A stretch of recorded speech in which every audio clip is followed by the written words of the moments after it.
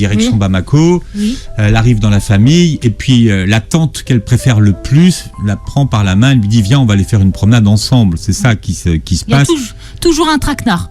Il y a toujours un traquenard. Moi, j'ai reçu de nombreux témoignages de femmes. Il y a une femme qui m'a dit oui, on m'a fait croire que j'allais avoir une poupée si je les suivais. Ou ouais, on m'a fait croire que j'allais. J'étais un parc d'attractions. Il y a toujours un traquenard, quoi. Alors, ça On aussi, nous embobine, quoi. ça aussi, c'est très important parce qu'après, il y a le rapport au mensonge, au rapport à la vérité. C'est-à-dire que ceux qui sont votre clan, si vous voulez, qui sont que vous voyez donc petite fille comme vos protecteurs. Parce que moi, ça m'a intéressé tout à l'heure quand vous disiez au départ, c'est la petite fille qui parle. Ça n'est qu'après, quand l'adulte reprend un petit peu les commandes de l'histoire, qu'elle réfléchit sur ce qui s'est passé avant. Mais au départ, vous disiez, c'est ça qui m'intéressait aussi, que la petite fille ne se posait aucune question, elle vivait au jour le jour.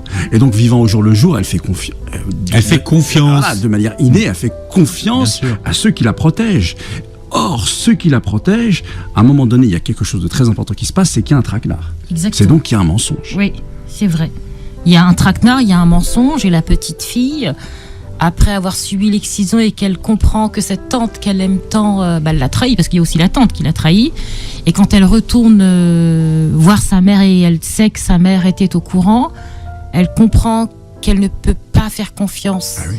Aux à- adultes. Non, pas aux adultes, à Aux ses siens. parents. À ses Aussi, parents. hein. Elle comprend qu'elle ne peut pas faire confiance à ses parents. Donc,